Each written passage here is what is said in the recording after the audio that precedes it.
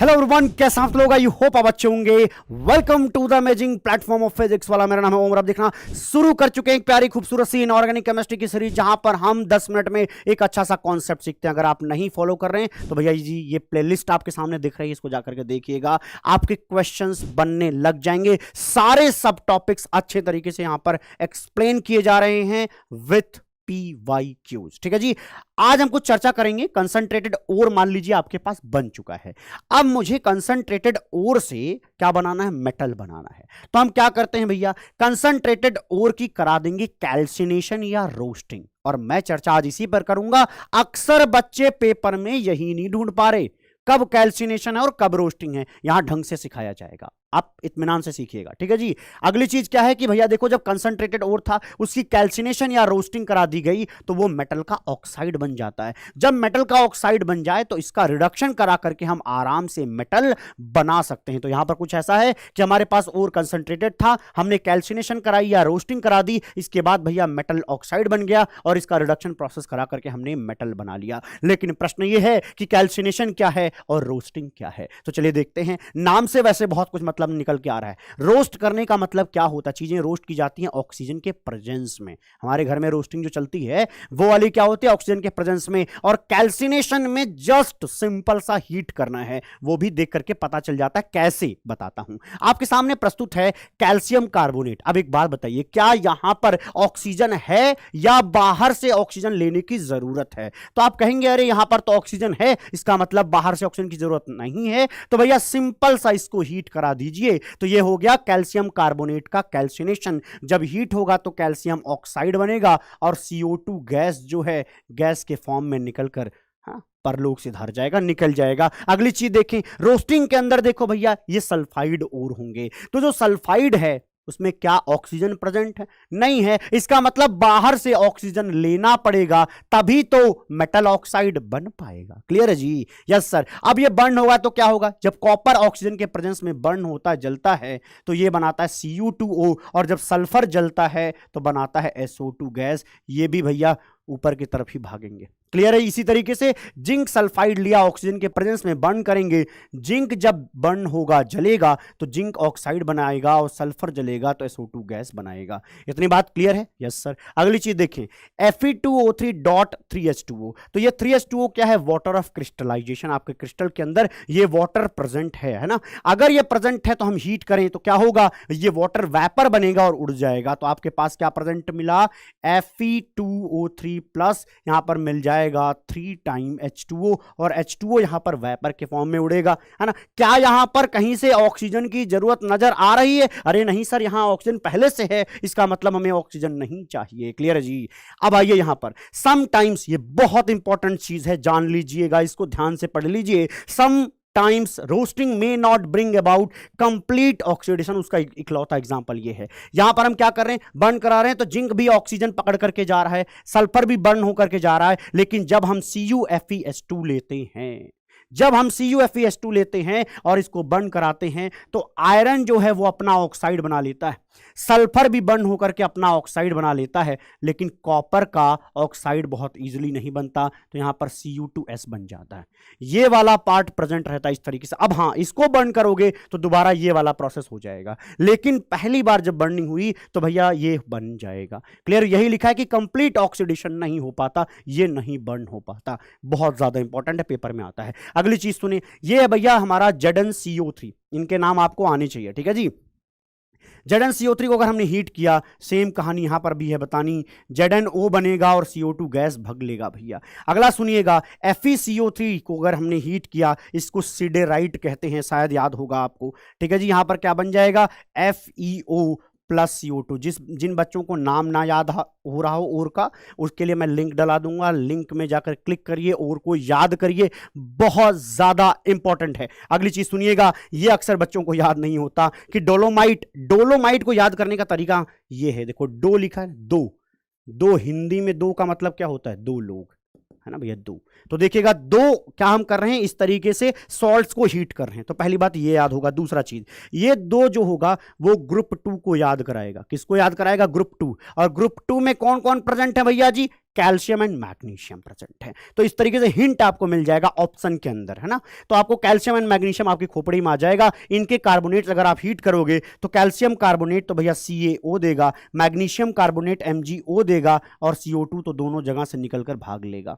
ठीक है जी, ओके जी, अगला देख लेते हैं। अब देखिए भैया, रोस्टिंग उनकी, मान लीजिए रोस्टिंग आपने क्या करा, कॉपर सल्फाइड की रोस्टिंग करी या जिंक सल्फाइड की रोस्टिंग करी, और रोस्टिंग करते वक्त आप क्या करते हो, इंप्योरिटी को वेपर बना करके उड़ा देते हो। आप एक्चुअली कर क्या रहे हो, जैसे मान लीजिए आपके पास इंप्योरिटी है आर्सेनिक का, तो आपने सामने से रोस्टिंग के अंदर ऑक्सीजन दे दिया, आर्सेनिक ने ऑक्सीजन के साथ रिश्ते बनाए और इनका बन गया क्या भैया, बन गया AS2O5 नाम का, AS2O5 नाम का एक बन गया भैया जी यहां पर ऑक्साइड, जो कि वेपराइज हो गया बहुत ही आराम से, तो वो भग लेगा। तो इस तरीके से आप इंप्योरिटी भी हटाते जाते हो रोस्टिंग करते हुए। आर्सेनिक भग गया। अगर हम एंटीमनी की बात करें तो यही काम एंटीमनी भी करने आता है, या तो Sb2O3 टाइप बनाएगा या तो वो Sb2O5 टाइप बना करके उड़ लेगा। क्लियर जी। अगला सल्फर है, तो अगर सल्फर एज क्या है, इंप्योरिटी प्रेजेंट है और ऑक्सीजन वहां पर होगा तो SO2 गैस बनेगा, इसमें कोई शक संदेह नहीं है। फास्फोरस है तो P यहां पर क्या होगा, ऑक्सीजन के साथ P4O10 नाम का भैया गैस बना करके उड़ जाएगा। तो हम क्या बोलेंगे कि रोस्टिंग के वक्त जो हमारी इंप्योरिटीज होती हैं वो अपने रिस्पेक्टिव ऑक्साइड में जाती हैं और वो भैया वोलेटाइल हैं, तुरंत छोड़ के भाग जाएंगी। मामला क्लियर है क्या? Yes sir. अगली चीज सुने, यहां पर इंप्योरिटी यहां पर क्या लिखा गया है समझिएगा, ये मैं बताता हूं थोड़ा सा। ये ग्रुप 2 वाली कहानी आप खुद नोट डाउन कर लीजिएगा। समझा दिया गया है कि 2 का मतलब क्या है और कैसे याद करना, तरीका क्या है उसका। ठीक है, आप समझिए, आप जिसका कैल्सिनेशन करा रहे हैं, अगर मान लीजिए हमारे पास कैल्शियम कार्बोनेट है और उसमें इंप्योरिटी कैसी प्रेजेंट है, ऑर्गेनिक मैटर प्रेजेंट है, तो ऑर्गेनिक मैटर क्या होता है, थोड़ा सा हीट पाएगा, ऑर्गेनिक मैटर निकल के भाग जाएगा गैस के फॉर्म में। तो इस तरीके से ऑर्गेनिक मैटर भी हटा दिया जाता है। अब सुने, ये जो नीचे मैं 3 पॉइंट्स लिखूंगा, ये तीनों पॉइंट्स जो होंगे वो दोनों से रिलेटेड हैं। पहली चीज क्या लिखी गई, पहली चीज लिखी गई भैया ये, तो देखिएगा, रिवर्बरेटरी फर्नेस के अंदर कैल्सिनेशन किया जाता है और रोस्टिंग भी रिवर्बरेटरी फर्नेस के अंदर किया जाता है। जब हम ओपन करके फर्नेस कराते हैं तो रोस्टिंग होती है, बंद करके कराते हैं तो कैल्सिनेशन होती है। बंद करेंगे तो ऑक्सीजन टच में नहीं आएगा। क्लियर जी। अगली चीज सुने, यहां पर बोला गया कैल्सिनेशन के अंदर भी क्या है, रिमूवल ऑफ वोलेटाइल इंप्योरिटीज। अभी बताया ना, ये भाग जाएगा, यहां पर देखिएगा। ठीक, यहां वाटर प्रेजेंट था, वो भी वोलेटाइल था, वो भी भाग जाएगा, है ना। ये भी बात समझ में आ गई। सेम कहानी यहां पर भी है, यहां से भी निकल जाएगी, है ना।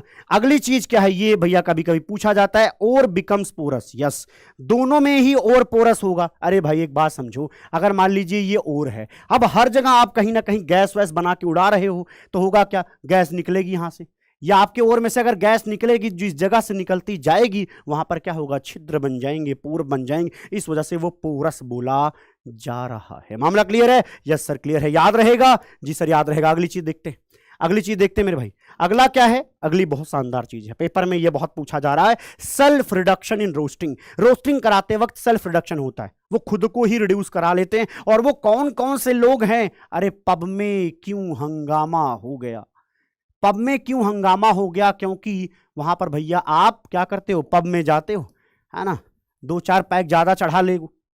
अगर 2-4 पैक ज्यादा चढ़ गए तो आप क्या हो जाते हैं, सेल्फ रिड्यूस हो जाते हैं, अपने आप को खत्म कर लेते हैं भाई। सोचने की क्षमता वहां हो गई खत्म। अगर सोचने की क्षमता हो गई खत्म तो भैया निश्चित रूप से वहां क्या होगा, सेल्फ रिडक्शन। हाँ, देख करके तुम्हें क्या बोलेंगे, ये आदमी बावला हो गया, जिसने खुद को रिड्यूस करा लिया है। कौन कौन से लोग हैं? पब में क्यों हंगामा हो गया, बहुत इंपॉर्टेंट टॉपिक है। तो मैं ज्वालाओपी लिख दूं, ज्वालाओपी लिख दूं, खोपड़ी में याद रहेगा, खोपड़ी आपकी स्वीकार कर लेगी भैया। ज्वालाओपी कॉन्सेप्ट भैया याद रखना बहुत ज्यादा इंपॉर्टेंट है। ठीक है, आइए आपके सामने प्रस्तुत करता हूं। पहली लाइन क्या है, the reduction in which species reacts with itself to form new species. खुद को खुद के साथ कुछ ना कुछ कैसा कर देंगे, एक नई स्पीसीज बन जाएंगे। अभी बता देता हूं, जैसे कि देखिएगा हमारे पास था कॉपर सल्फाइड, हमने O2 के साथ बर्न कराया था, तो आपको पता होगा कि भैया SO2 गैस निकला था, और SO2 गैस के साथ साथ कॉपर का निकला ऑक्साइड। कॉपर का क्या निकला, ऑक्साइड। सल्फाइड लिख दिया है मैंने, ये हो जाएगा ऑक्साइड। ठीक है, ऑक्साइड। अभी जो कॉपर का ऑक्साइड निकला वो अभी वहां जो प्रेजेंट थे और कॉपर सल्फाइड उनके साथ ही रिएक्शन कर लेगा। सुनना सुनना, हमारे पास मान लो कॉपर सल्फाइड था, उसमें से हमने 25% क्या करा दिया, बर्न कराया। जब बर्न कराया तो हमारे पास मिल गया कॉपर ऑक्साइड। जो 75% प्रेजेंट कॉपर क्या प्रेजेंट थे, सल्फाइड, उनका आपस में हो जाएगा रिएक्शन। तो ये दोनों आपस में रिएक्शन करेंगे तो कॉपर मिलेगा अलग और सल्फर यहां से ऑक्सीजन उठा करके SO2 गैस के फॉर्म में उड़ जाएगा। तो इस तरीके से आपने क्या करा भैया, जो कॉपर ऑक्साइड था उसको यही रिड्यूस कर लिया और क्या बना दिया, कॉपर बना दिया। समझ में आया? तो रिडक्शन का प्रोसेस अलग से नहीं करना पड़ा। ये भाई साहब खुद को बर्न करके ये बनाते, फिर ये आपस में इटसेल्फ रिएक्शन करके एक न्यू स्पीसीज बना लेते हैं और ये साफ सुथरा मिल जाएगा यहां पर। लेकिन होता कुछ ऐसा है कि जो आपका कॉपर मिलेगा ना, कॉपर मिलेगा क्योंकि वहां से SO2 गैस निकलती, तो पहली बात तो ये जो कॉपर मिलेगा वो कैसा हो जाएगा भैया, पोरस हो जाएगा, पहली चीज। दूसरा, जब कॉपर यहां पे बन रहा है तो वहां पर क्या होगा, जो यहां से SO2 गैस निकलती है वो SO2 गैस इसके ऊपर आकर के चिपक जाती है ना, कुछ ऐसा हो जाता है, मतलब एक्चुअली ना फूल जाता है, ऐसे ऐसे फूल जाता है। तो इसको क्या बोलते हैं, ब्लिस्टर्ड बोलते हैं। तो इसको कहते हैं ब्लिस्टर्ड कॉपर। ठीक है, ये जो फूला हुआ रहता है, एक तो भैया पोरस बना, दूसरा उसके ऊपर आके SO2 गैस चिपका है, तो उसको कहते हैं ब्लिस्टर्ड कॉपर। क्लियर है जी? ये लाइन पढ़िए, ये लाइन पढ़िए, बर्दाश्त करिए, बहुत इंपॉर्टेंट है। क्या लिखा है, ब्लिस्टर कॉपर कहते हैं। ये पूछा गया है भैया पेपर में, दोबारा सुन ले, copper having blisters of SO2। Blister वही जो थोड़ा सा फूल जाता है ना, उसी को बोला जाता है। Blisters of SO2 gas on its surface is called as blister copper. अगली चीज सुने, अगर इसी तरीके से हम HGS को बर्न कराएंगे तो SO2 गैस भैया भाग जाएगा और Hg का अपना ऑक्साइड होगा जो कि अपने ही सल्फाइड के साथ थोड़ा माथा पच्ची करेगा और क्या बन जाएगा भैया, SO2 गैस बनेगा और Hg निकल करके बाहर आ जाएगा। अगली चीज सुनिए, यही कहानी लेड के साथ लगानी, क्योंकि हमने क्या बताया, कॉपर, Hg और लेड यही ये कार्यक्रम कर सकते हैं, बाकी ये क्षमता और किसी को प्राप्त नहीं है जी। समझ में बात आ गई? केवल यही 3 लोग हैं जो ये तांडव मचा सकते हैं, बाकी कोई अपने आप को सेल्फ रिड्यूस नहीं करा सकता। इस वजह से बड़ा सस्ता कार्यक्रम। एक चीज और बताऊं, जो यहां से SO2 गैस निकलती है उसको हम क्या करते हैं, ऑक्सीडाइज करते हैं। आगे चल के पढ़ाया जाता है, ऑक्सीडाइज करके SO3 गैस बन जाती है। यहां पर आपने पढ़ा होगा V2O5 की प्रेजेंस रहती है, ऑक्सीजन रहता है, फिर हम इसमें पानी मिला लेते हैं और वो H2SO4 बना देता है। तो इंडस्ट्रियली H2SO4 बनाने काम इस तरीके से आता है। देख रहे हो, एक काम शुरू करते हो तो कोई चीज वेस्ट नहीं जाती, इकट्ठा किया उससे ये बना लिया। ये क्वेश्चन आपके लिए छोड़ रहा हूं, इसका जवाब मैं चेक करूंगा। मिलते हैं अगली वीडियो में, तब तक के लिए खुश रहिए, प्रसन्न रहिए, आबाद रहिए, जिंदाबाद रहिए। प्लेलिस्ट को फॉलो करते रहिए, आपके नंबर बढ़ते रहेंगे। Bye bye, take care.